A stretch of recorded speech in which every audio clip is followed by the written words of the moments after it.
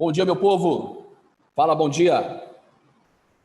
Tudo tranquilo com vocês? Bom dia. E aí, Gabriel, beleza? Bom dia, Isabela. Bom dia, Suelen. Bom dia, Maria Fernanda. Galerinha, estou sem a máscara aqui porque estou sozinho na sala, tá? Estou só eu e Deus aqui, beleza? Tudo tranquilo com vocês? Todo mundo bem de saúde? Animados para aprender? Bom, galerinha, hoje a nossa última aula, né? Semana que vem vocês vão ter prova, não é isso? Confere? Confere ou não? Bom dia, Duda. Bom dia, Ciro. Então, aí só para reforçar, gente, o conteúdo da nossa avaliação vai ser o quê? Brasil colonial até a parte Brasil aurífero, que foi o que nós vimos na última aula, nós terminamos na última aula. Beleza? Já para dar uma adiantada no conteúdo do ano que vem, nós vamos falar hoje sobre as rebeliões nativistas, que vão estourar também no período colonial brasileiro. Tranquilo? Vou compartilhar a tela aqui com vocês. É aquele mesmo material, tá?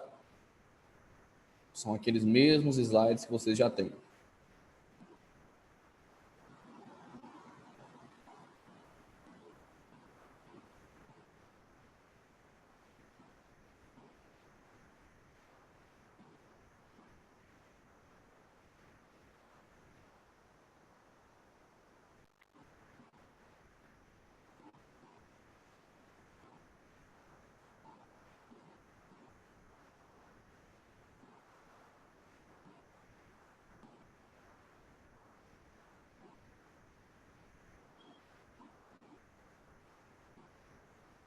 Tá aqui.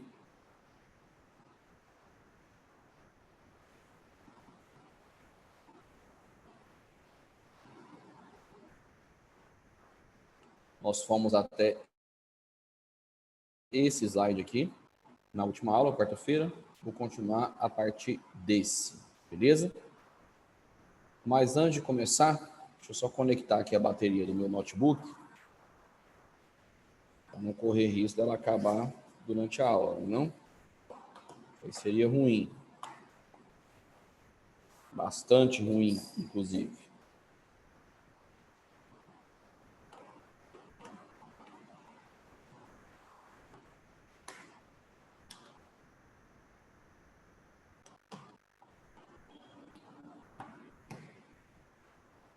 Pronto.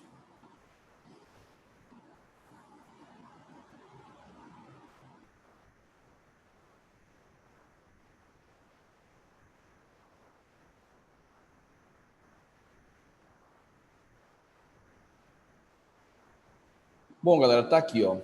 As primeiras revoltas que vão acontecer aqui no Brasil, ainda no período colonial, elas serão denominadas de nativistas. E eu coloquei um conceito, uma definição. O que foram essas rebeliões nativistas? Foram movimentos que contestaram algumas medidas metropolitanas. Opa! Quando a gente fala de metrópole, estamos nos referindo, nesse contexto, à coroa portuguesa, tá certo? Então, eram movimentos que contestavam algumas medidas da coroa portuguesa, da metrópole, sem, no entanto, objetivar a independência da colônia. Não era objetivo de nenhuma dessas revoltas promover a separação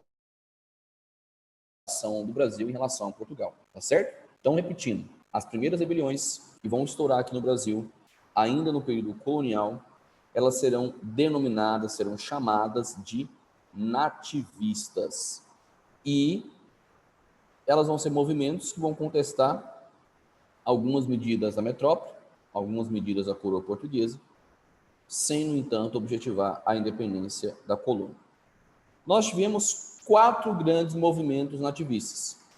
O primeiro deles foi a revolta de Beckman, que vai acontecer lá na capitania do Maranhão, no final do século XVII, aqui a data em 1684. E essa revolta vai estar ligada a um conflito entre os senhores de terras e a Companhia de Jesus. Me lembra aí, por favor, quando a gente fala em Companhia de Jesus, estamos nos referindo a quem mesmo? Alguém lembra?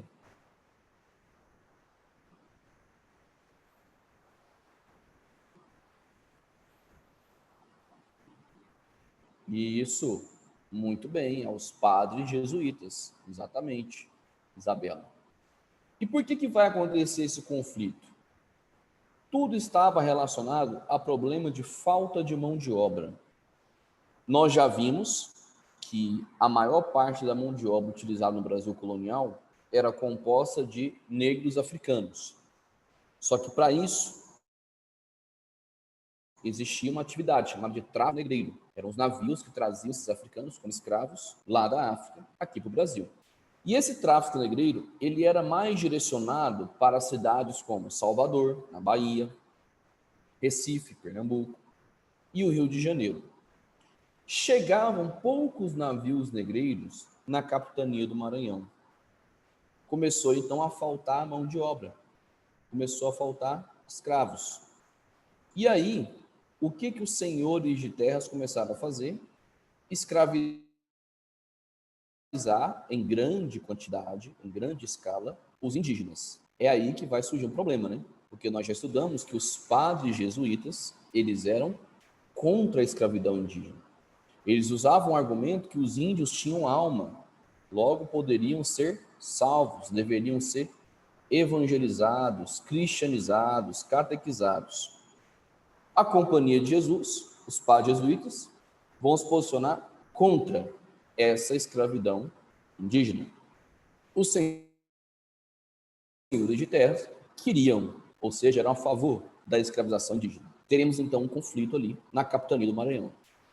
A coroa portuguesa ficou sabendo disso e interveio para tentar resolver a questão. A coroa portuguesa vai criar uma tal Companhia Geral de Comércio do Maranhão. Essa Companhia de Comércio, ela vai monopolizar toda a atividade comercial naquela capitania. Quando a gente fala de monopólio, nós falamos de uma relação de exclusividade, certo? Somente essa companhia poderia comprar os produtos produzidos no Maranhão e somente ela poderia vender artigos importados da Europa ali. Entenderam? O problema, na hora que a companhia ia comprar os produtos maranhenses, ela pagava preços muito baixos. Lembrando que o que o Maranhão mais produzia nessa época era algodão. Então, na hora que a Companhia Geral de Comércio do Maranhão, controlada pela coroa portuguesa, ia comprar o algodão maranhense, pagava barato, preço baixo. E na hora que essa mesma companhia ia vender os artigos importados da Europa, como roupas, móveis, ferramentas, ela cobrava preços exorbitantes. Isso já deixou os senhores maranhenses insatisfeitos, indignados. Mas aí a situação vai piorar, porque essa Companhia Geral de Comércio do Maranhão, ela prometeu fornecer 500 escravos africanos por ano para aquela capitania, para resolver o problema de mão de obra e para que não fosse mais preciso, né, escravizar os indígenas. Só que essa promessa não será cumprida. A Companhia Geral de Comércio do Maranhão não vai fornecer os 500 escravos prometidos. E aí, um grupo de fazendeiros, comandados por Manuel Beckman, daí o nome da revolta de Beckman, o que eles vão fazer? Eles vão lá na capital do Maranhão, que é a cidade de São Luís, vão invadir os armazéns da Companhia de Comércio, vão incendiar mercadorias como forma de protesto. O que eles queriam? Primeiro, que a promessa fosse cumprida, né? Que eles fornecessem os escravos africanos prometidos. Segundo, eles exigiam que a Companhia de Comércio pagasse preços melhores pelos produtos maranhenses, principalmente pelo algodão. Quando a coroa portuguesa ficou sabendo disso, ela não gostou nada. E ela vai enviar tropas que vão promover uma violenta repressão a essa rebelião. O líder, o Manuel Beckman, será preso e será condenado à morte, será enforcado. A revolta foi massacrada. E aí, depois disso, a escravidão indígena passou a ser permitida no Maranhão, porque a coroa portuguesa percebeu que era a única forma de resolver o problema de falta de mão de obra para a elite local. Beleza? Então, galera, eu falei demais, né? Vamos resumir? O que foi a revolta de Beco? Uma revolta que estourou no Maranhão no final do século XVII. Tudo começou com um conflito entre senhores de terras e Companhia de Jesus, os padres jesuítas, certo? Qual foi a motivação desse conflito aqui? A questão da escravidão indígena. Como estavam faltando escravos africanos no Maranhão, os senhores de terras começaram a escravizar indígenas. Os padres jesuítas não gostaram, então houve um conflito. A coroa portuguesa prometeu resolver a questão, criando a Companhia Geral de Comércio do Maranhão, que deveria fornecer 500 escravos africanos por ano para aquela capitania. Essa promessa não foi cumprida. E para piorar, como eu disse, essa companhia, na hora que ia comprar os produtos maranhenses, o algodão principalmente, pagava preços baixíssimos. E na hora que ia vender artigos importados da Europa, cobrava preços exorbitantes. Isso motivou uma revolta desses senhores de terras, desses fazendeiros maranhenses, comandados por Manuel Beckmann. A revolta foi massacrada pela coroa portuguesa, o líder Manuel Beckmann foi enforcado, foi condenado à morte, e depois que isso aconteceu, a escravidão indígena passou a ser permitida no Maranhão. Povão, vocês perceberam que em nenhum momento se falou em independência? Em nenhum momento esses rebeldes pregaram a separação do Brasil em relação a Portugal? Eles só estavam querendo resolver o problema de falta de mão de obra e a questão também da valorização dos seus produtos, como o algodão. Entenderam? Dá um joinha para mim, por favor, se vocês conseguiram sacar. Tá tranquilo? Tá beleza? Massa, bacana. Então, vamos prosseguir aqui. A segunda rebelião nativista, nós já tínhamos comentado nas aulas de Brasil Aurífero, que foi a Guerra dos Emboabas. Então vai ficar até mais fácil, né, para vocês acompanharem. Inclusive, isso aqui é importante para a prova, tá? Importante demais para a prova. A Guerra dos Emboabas, ela vai acontecer na região onde hoje nós temos Minas Gerais, no comecinho do século XVIII, tá aqui a data, entre 1707 e 1709. O que vai motivar esse conflito? Quando os bandeirantes paulistas descobriram ouro na região de Minas Gerais, e essa notícia se espalhou, isso atraiu muitos forasteiros para aquela capitania, portugueses e também pessoas de outras partes do Brasil. Esses portugueses forasteiros foram apelidados de emboabas, uma palavra que significa aquele que vem de fora, o estrangeiro. Os bandeirantes paulistas, eles achavam que somente eles tinham o direito de explorar o ouro. Somente eles tinham o direito de praticar a mineração em Minas Gerais. Por quê? Foram eles que descobriram o ouro ali. Mas os portugueses, esses forasteiros, apelidados de emboabas, também queriam participar da mineração. Então, logo teremos um conflito. De um lado, os portugueses, os forasteiros, apelidados de emboabas. Do outro lado, os bandeirantes paulistas. E o que estava em jogo? A disputa pela exploração aurífera, a disputa pela exploração do ouro, pelo controle das minas, que os paulistas alegavam ter pleno direito. Eles falavam que só eles tinham direito de explorar o ouro porque foram eles que encontraram na região. Mas os portugueses não estavam nem aí para isso. Galera, eu já falei isso na aula, hein? Quem é que vai ganhar? Quem é que vai vencer esse conflito? Os portugueses ou os bandeirantes paulistas, hein?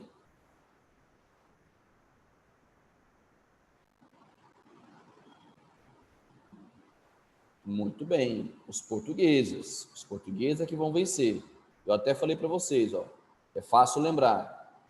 Quem ganha a Guerra dos Emboabas são os emboabas. E quem eram os emboabas? Está escrito no slide. Eram os portugueses, eram os forasteiros.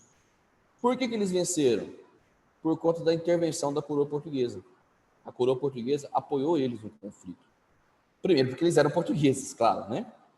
E segundo, porque para a coroa portuguesa, quanto mais pessoas envolvidas na atividade mineradora, melhor. Mais impostos seriam pagos para a coroa. Então vai haver uma intervenção de Portugal, exercendo maior controle sobre as minas. Os portugueses vencem e os emboabas passam a dominar a mineração na região de Minas Gerais. Pergunto: e os bandeirantes paulistas derrotados? Eles vão, digamos assim, esquecer da mineração? Vão deixar isso de lado? Esses bandeirantes vão desistir do ouro? O que vocês acham? Os bandeirantes derrotados vão desistir do ouro, gente? Da mineração? Não, né? O que eles vão fazer? Eles vão organizar novas expedições para procurar ouro em regiões ainda mais do interior do território.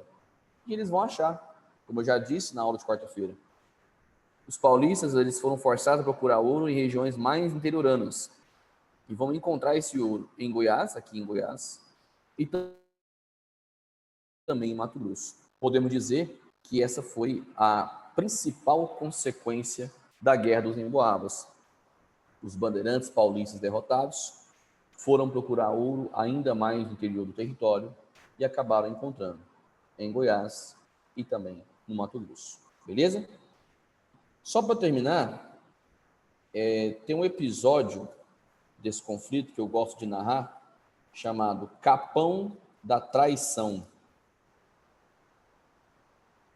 Durante a Guerra dos Emboabas, houve um momento em que aproximadamente 1.000 emboabas, ou seja, 1.000 portugueses e forasteiros, cercaram aproximadamente 300 bandeirantes paulistas.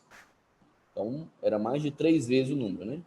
Mais ou menos 1.000 emboabas, portugueses, cercaram aproximadamente 300 bandeirantes. Inclusive, os emboabas eram comandados por um cara chamado Manuel Nunes Viana. E aí eles propuseram um acordo, que os bandeirantes entregassem suas armas e se rendessem. E foi prometido que ninguém seria ferido. Os bandeirantes pensaram, peraí, a gente está aqui com um número 3 vezes menor, mais do que 3 vezes menor. Eles têm 1.000, nós temos 300. Então, é melhor a gente se entregar. Os bandeirantes, então, depuseram suas armas, entregaram suas armas e se renderam. Sabe o que os emboabas fizeram? Mataram todos os bandeirantes naquela ocasião. Aproximadamente 300 bandeirantes. Esse episódio é conhecido como Capão da Traição. Capão, uma espécie de emboscada. Traição, porque os emboabas traíram um acordo que eles mesmos propuseram. Beleza? Dá um joinha aí para mim, se você conseguir entender, gente, a Guerra dos Emboabas, por favor. Tá tranquilo? Se surgir alguma dúvida, me chama aqui, beleza?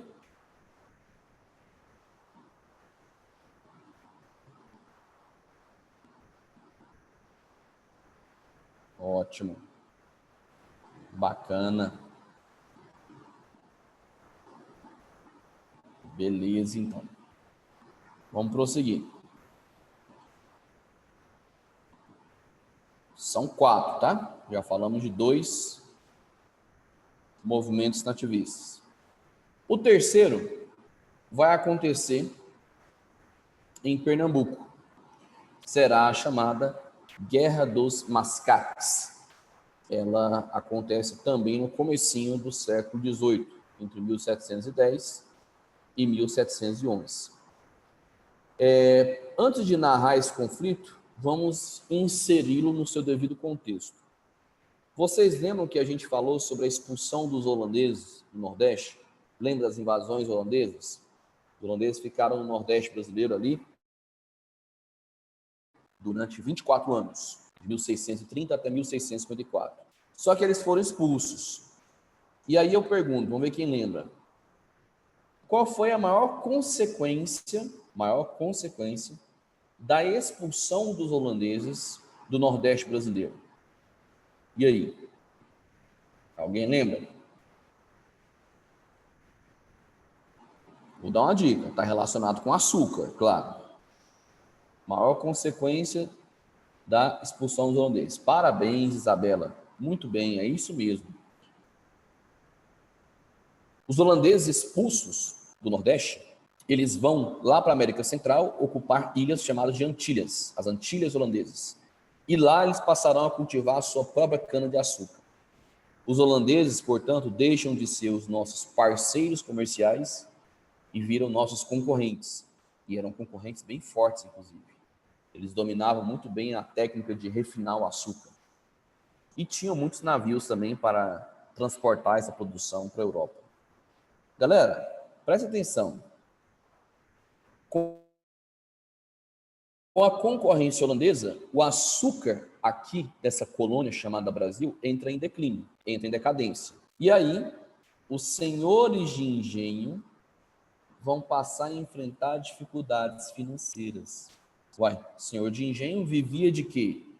Vivia de vender açúcar. E o açúcar estava em declínio, decadência.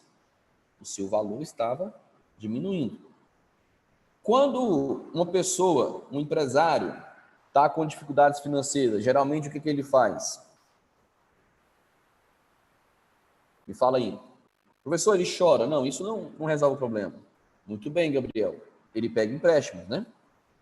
Esses senhores de engenho, lá de Pernambuco, vão começar a pegar empréstimos com comerciantes portugueses. Os senhores de engenho, na sua maioria, viviam na cidade de Olinda, que era então capital de Pernambuco. Esses comerciantes portugueses viviam em outra cidade, cidade de Recife. Detalhe, esses comerciantes portugueses eram apelidados de mascates, inclusive dá nome ao conflito, a Guerra dos Mascates. Então, repito, por conta da concorrência dos holandeses, os senhores de engenho lá de Olinda vão passar a enfrentar uma grande dificuldade financeira. O preço do açúcar caiu no mercado mundial. E aí, por conta dessas dificuldades financeiras, esses senhores vão pegar empréstimos com os comerciantes portugueses, com os mascates de Recife, certo? Ninguém perguntou, eu mesmo vou perguntar. Professor, mas eu achei que o senhor de engenho ele morava num engenho, na fazenda. Você está falando aqui que eles moravam em Olinda? Era comum naquela época que o senhor de engenho ele tivesse pelo menos duas casas. Uma na fazenda, claro, e outra na cidade mais importante da capitania. E naquela época, qual era a cidade mais importante da capitania de Pernambuco? Era a cidade de Olinda. Então, os senhores de engenho, quase todos eles, pernambucanos, tinham casa na cidade de Olinda. Voltando à historinha.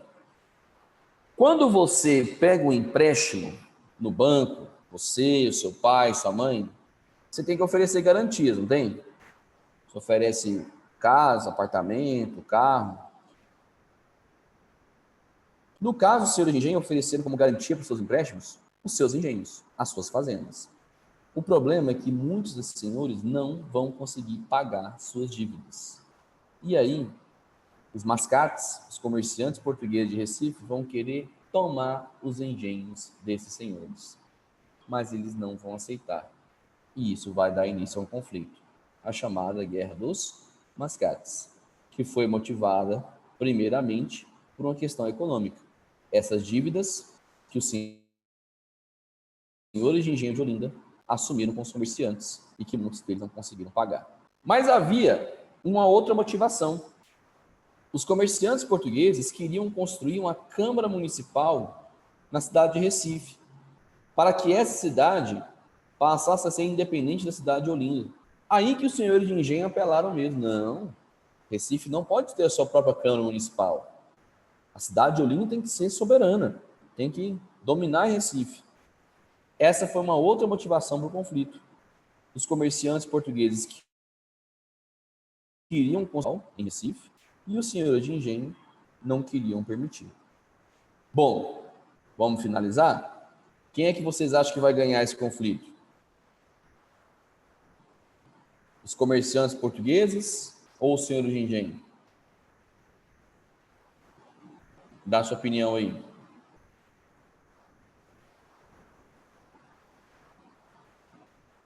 Não, erraram. Quem venceu foram os comerciantes portugueses. De novo, vou passar um macete para vocês lembrarem. Quem ganhou a guerra dos mascates foram os mascates, ou seja, foram os comerciantes portugueses. Por quê? Adivinha? Porque eles contaram com o apoio da coroa portuguesa. Entendeu a ideia? Então, repito, é fácil lembrar. Ó.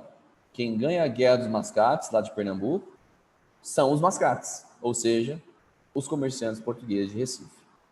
Eles vencem o conflito, conseguem cobrar suas dívidas dos senhores de engenho, constroem uma Câmara Municipal em Recife e ainda transformam Recife na nova capital de Pernambuco, posto que ela tem até hoje, inclusive. Beleza? Então vamos resumir? O que foi a Guerra dos Mascates? Foi um conflito que aconteceu lá em Pernambuco entre os comerciantes portugueses de Recife, apelidados de mascates, e os senhores de engenho de Olinda. Tivemos duas motivações para essa guerra, tá? Primeira, as dívidas que os senhores assumiram com os comerciantes e não conseguiram pagar. Segunda motivação, os comerciantes portugueses, os mascates, queriam construir uma Câmara Municipal em Recife, para que essa cidade se tornasse independente de Olinda. Vai haver o conflito, os mascates vencem, conseguem cobrar suas dívidas do senhor de engenho, conseguem construir uma Câmara Municipal em Recife e ainda transforma essa cidade na nova capital de Pernambuco.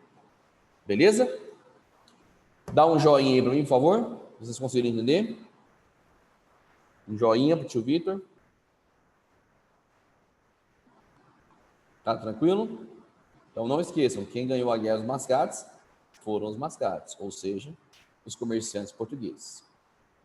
Vamos para a última então, para a gente finalizar esse assunto. A última rebelião nativista que vai estourar aqui no Brasil colonial vai ser a revolta de Vila Rica, uma cidade localizada em Minas Gerais, que inclusive hoje em dia tem outro nome. Vila Rica é chamada de Ouro Preto, tá certo? Ela vai estourar no ano de 1720. Será um conflito entre mineradores e comerciantes e as autoridades lusitanas, ou seja, as autoridades portuguesas. Galera, em 1720, nós tivemos a criação das chamadas casas de fundição em Minas Gerais. O que eram as casas de fundição? Cada região mineradora tinha a sua. Todo o ouro extraído das minas deveria ir direto para a casa de fundição mais próxima. Lá esse ouro era fundido, daí o nome fundição, ou seja, era derretido, transformado em barras e recebia o selo da coroa portuguesa. Ali mesmo, os impostos já eram descontados, já eram cobrados. Então, a partir do momento que houve a criação das casas de fundição, nessa data aqui, em 1720, passou a ser proibido circular pelo Brasil com ouro bruto, fosse ele em pó ou em pepitas. Só podia circular com ouro em barra com o selo da coroa portuguesa. Significava que era um ouro legalizado, certo? Mas aí, um grupo de mineradores e também de comerciantes vai se revoltar lá na cidade de Vila Rica, em Minas Gerais. Nessa rebelião, o que eles vão exigir? Primeiro, a diminuição da carga tributária, ou seja, a redução dos impostos, porque eram muitos, né, gente? Tinha o quinto, 20% do ouro, tinha captação, que era o imposto pago por cabeça de escravo, e tinha outros impostos, como, por exemplo, um chamado de passagem. Sabe o que era o imposto da passagem? Todo comerciante, quando ele passava por uma cidade mineradora e ia vender os seus produtos lá, ele tinha que pagar o imposto. Ele tinha que pagar o imposto para ter o direito de vender os seus produtos na cidade. Era o imposto de passagem. Tinha um outro mais absurdo ainda, chamado de donativo. Sabe o que eram os donativos? Quando uma princesa portuguesa ia casar lá em Portugal, as regiões mineradoras pagam imposto extra para custear a festa do seu casamento. Tem base. Você vai pagar o imposto para custear uma festa que você nem foi convidado. Então, esses mineradores e comerciantes queriam a diminuição da carga tributária, ou seja, a redução dos impostos. E eles também exigiam a extinção, o fim das casas de fundição. Claro, porque as casas de fundição, elas dificultaram o contrabando, né, de ouro. Por isso que eles queriam o fim dessas casas. Mas, para isso, esses mineradores e comerciantes vão ter que enfrentar as autoridades portuguesas, as autoridades lusitanas. Sobretudo, então, o governador de Minas Gerais, que era um nobre chamado Conde de Assumar. Gente, o que vocês acham que a coroa portuguesa vai fazer? Ela vai atender às reivindicações? Ela vai diminuir os impostos? Ela vai acabar com as casas de fundição? O que vocês acham? Sim ou não? Não, né? A coroa portuguesa vai comandar uma violenta repressão ao movimento. O Conde de Assumar mandou prender todos os participantes da revolta. E o seu principal líder, que era esse cara aqui, ó, um tal de Felipe dos Santos, além de preso, ele foi condenado à morte. Sabe o que fizeram com o Felipe dos Santos? Enforcaram ele, esquartejaram ele, cortaram o corpo e expuseram os pedaços do seu corpo em vários pontos da cidade de Vila Rica. Era a punição exemplar da época. Era para que as outras pessoas ficassem com medo de organizar uma nova revolta contra a coroa portuguesa. Imagina, você sair da sua casa e ver a cabeça de um homem pendurada numa estaca, na praça central da cidade. Você vai perguntar, o que é isso? Aí vão te falar, não, essa é a cabeça do Felipe dos Santos. Aí você pergunta, por que ele foi morto? Porque ele questionou a coroa portuguesa. O seu subconsciente vai te mandar uma mensagem na hora, né? Não questione a coroa portuguesa. Entendeu a ideia? Então, gente, a revolta de Vila Rica acontece em Minas Gerais no ano de 1720. Nela, mineradores e comerciantes vão enfrentar as autoridades portuguesas, as autoridades lusitanas. O que eles vão exigir? A diminuição da carga tributária, ou seja, a redução dos impostos, e a extinção das casas de fundição. Suas reivindicações não serão atendidas. A coroa portuguesa vai comandar uma violenta repressão, comandada pelo Conde de Assumar, e o principal líder do movimento, esse cara aí, ó, o Filipe dos Santos, foi condenado à morte, enforcado, esquartejado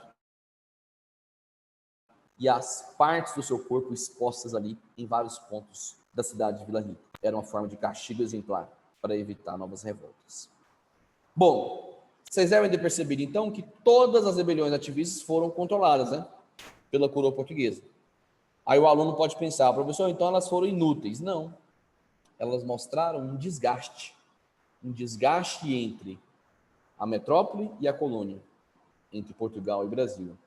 E aí, já no final do século XVIII, vão começar a surgir novas revoltas, que vão começar a pregar a independência do Brasil, a separação do Brasil de Portugal. Essas rebeliões serão chamadas de separatistas. Ó, separação do Brasil de Portugal, independência, daí o nome, rebeliões separatistas. A mais famosa delas será a Inconfidência Mineira. Mas aí a gente vai estudar isso só ano que vem. Beleza? Gente, dá um joinha se você entendeu aí, por favor. Tudo tranquilo? Dá um joinha pro tio Vitor. Tá de boa? Dessas rebeliões ativistas, eu gostaria que vocês se concentrassem na Guerra dos Emboabas, tá? A Guerra dos Emboabas aqui é importante para a sua prova. O mais importante para a prova é a Guerra dos Emboabas. Estou dando a dica para vocês. Gente, obrigado pela presença, obrigado pela participação, viu? Infelizmente, esse ano aí ficamos muito distantes por conta dessa pandemia. Vamos torcer para o ano que vem tudo voltar ao normal, né? A gente possa voltar ao nosso convívio presencial. Uma excelente avaliação para vocês semana que vem e um excelente final de semana, tá certo? Um beijo, abraço, tchau, tchau e fiquem com Deus. Valeu, Ciro. Obrigado, Gabriel. Tchau, tchau. Obrigado, Duda, para você também. Até mais, gente.